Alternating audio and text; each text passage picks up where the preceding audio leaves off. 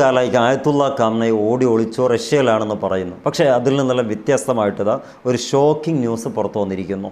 ഈ shocking news ഒന്ന് വായിക്കാം. ഇത് കാണിച്ചാൽ നിങ്ങൾ കാണുമല്ലോ, അതിൻ്റെ സ്ക്രീൻഷോട്ട് എടുത്ത് വെച്ചാണ് ഞാനൊന്ന് പിൻ ചെയ്ത് വെക്കുകയും ചെയ്യാം.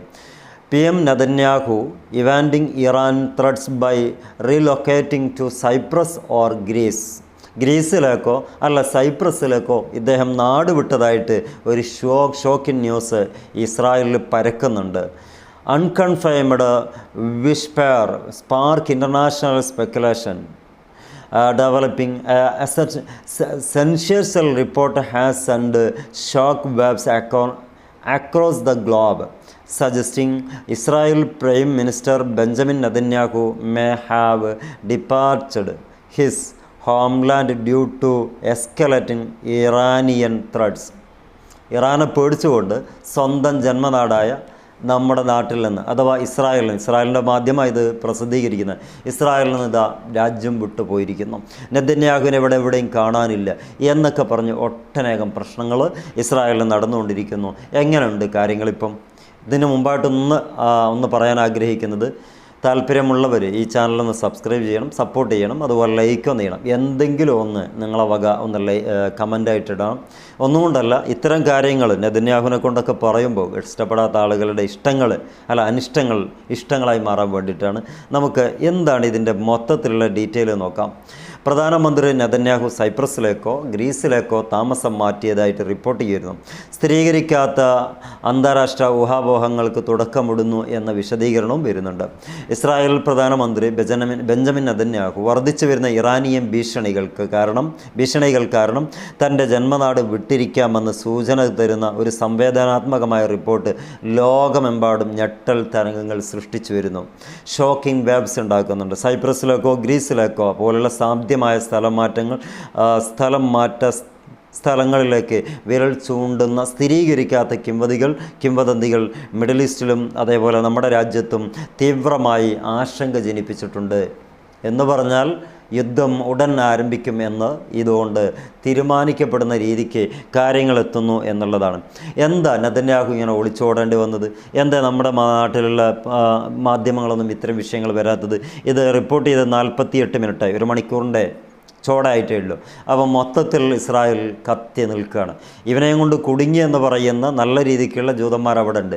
ഈ നെതന്യാഹു ഞാനൊന്ന് കാലം കഴിഞ്ഞ് കിട്ടിയ നന്നായിരുന്നു എന്ന് ചിന്തിക്കുന്നത്. കാരണം ഈ നെതന്യാഹു തൻ്റെ നാട്ടിലുള്ള ആളുകളെയും ഇട്ട് ചോടുകയാണ്. അങ്ങനെ ഓടിപ്പോയാൽ പിന്നെ ഇവിടെ ആരുണ്ടാകുക? അതും ഭയങ്കര അപകടം. എന്നാൽ ഇവർക്ക് എവിടെയെങ്കിലും പോകാൻ പറ്റുമോ? അതില്ല താൻ. അതിനുള്ള സമ്മതം അവിടുത്തെ ഗവൺമെൻറ് കൊടുക്കുന്നുമില്ല. സൈപ്രസ് അതുപോലെ ഗ്രീസ് ബന്ധപ്പെട്ട അങ്ങനെ മാറി നിൽക്കാൻ പാകപ്പെട്ട രാജ്യത്തിലേക്ക് കടന്നു കളഞ്ഞു, ഒളിച്ചോട്ടം നടത്തി എന്ന് പറയപ്പെടുന്നത് നമ്മുടെ രാജ്യത്തുള്ള മാധ്യമങ്ങളല്ല, അവരുടെ രാജ്യത്തുള്ള മാധ്യമങ്ങളാണ്. അത് നമ്മുടെ രാജ്യത്തെ മാധ്യമങ്ങൾ പറയുമായിരിക്കും. എന്താണെങ്കിലും വളരെ നല്ല ട്വിസ്റ്റാണ് ഉണ്ടായിട്ടുള്ളത്.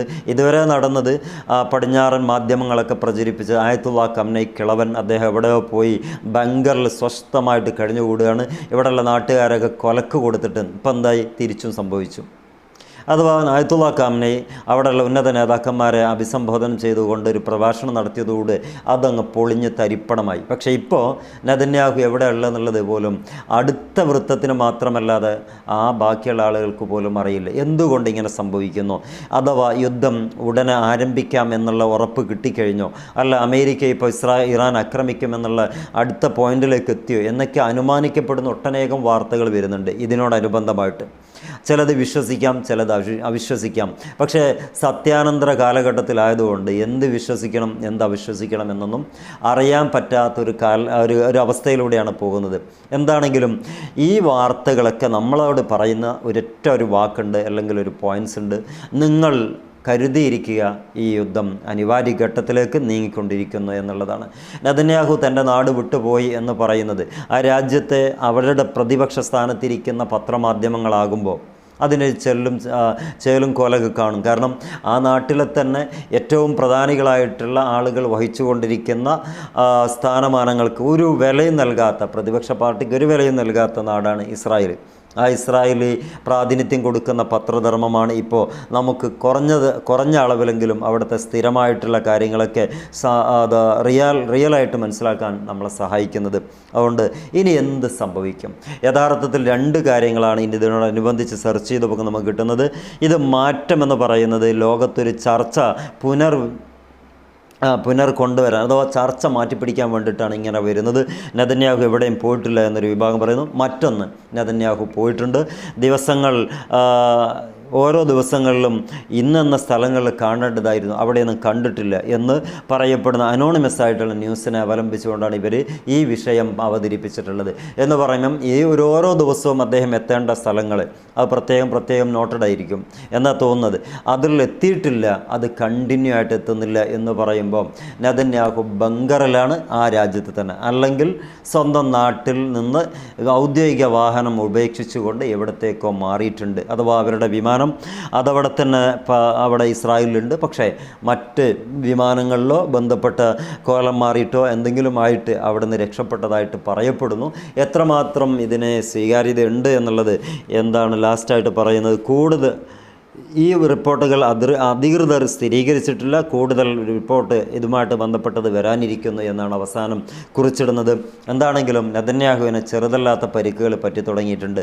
ഈ ഒരു അവസ്ഥ ഡൈപ്പർ സംഘത്തിനുണ്ടാകുമെന്ന് ആലോചിക്കുമ്പോൾ ലോകത്തെല്ലാവരും അവർ കാണിച്ചു വെച്ച ക്രൂരതകൾ ഓർത്തിട്ട് സന്തോഷിക്കേണ്ട, അഥവാ ക്രൂരതകൾക്ക് കിട്ടുന്ന പകരമായിട്ടുള്ള ശിക്ഷയായിട്ട് മനസ്സിലാക്കി സന്തോഷിക്കേണ്ട പാകപ്പെട്ട് വരുന്ന സാഹചര്യത്തിലേക്കാണ് പോയിക്കൊണ്ടിരിക്കുന്നത്. ഇങ്ങനെയൊക്കെയുള്ള ലോകം ഇപ്പോൾ ഉണ്ട്. ഇനി ആർക്കും നിലനിൽപ്പില്ല എന്നത് മനസ്സിലാക്കാൻ പറ്റും. ഇത്ര നാളുള്ള അജയ്യതയൊന്നും ഇപ്പോൾ ഇസ്രായേലിന് പറയാൻ കഴിയുന്നില്ല. അതുകൊണ്ട് തന്നെയാണ് ഇങ്ങനെ ഘട്ടമായി മുന്നോട്ട് പിന്തിപ്പിച്ച് പോയിക്കൊണ്ടിരിക്കുന്നത്. അല്ലാതെ ഇറാൻ എന്ന് പറയുന്ന രാജ്യം ഒരിക്കലും ഇസ്രായേലിനെ പേടിപ്പിക്കാൻ പറ്റിയ ഭാഗത്തിൽ വളർന്നിട്ടില്ലായിരുന്നു. ഇപ്പം ഇറാനെ പേടിച്ചുകൊണ്ട് നാട് വിടുന്ന രൂപത്തിൽ വളർന്ന് പന്തലിച്ചിട്ടുണ്ടെങ്കിൽ ആ രാജ്യം കാണിക്കുന്ന ഏറ്റവും വലിയ കരുത്താണെന്നതിൽ യാതൊരു തർക്കവുമില്ല. ഈ വാർത്തയുടെ അനുബന്ധമായിട്ടുള്ള വാർത്തകൾ ഇവരുടെ മാധ്യമങ്ങളിൽ തന്നെ വരുമെന്ന് പ്രതീക്ഷിക്കുന്നു. എന്താണെങ്കിലും വസ്തുതാപരമായിട്ടുള്ള കാര്യങ്ങൾ അന്വേഷിക്കാനും അതങ്ങനെ തന്നെ നമ്മുടെ ശൈലിയിൽ, അല്ലെങ്കിൽ കളവായി പോവല്ലോ, നമ്മുടെ ശൈലിയിൽ ഒരു അനാലിസിസ് എന്നുള്ള നിലക്ക് നമുക്ക് സംസാരിക്കുകയും ചെയ്യാം.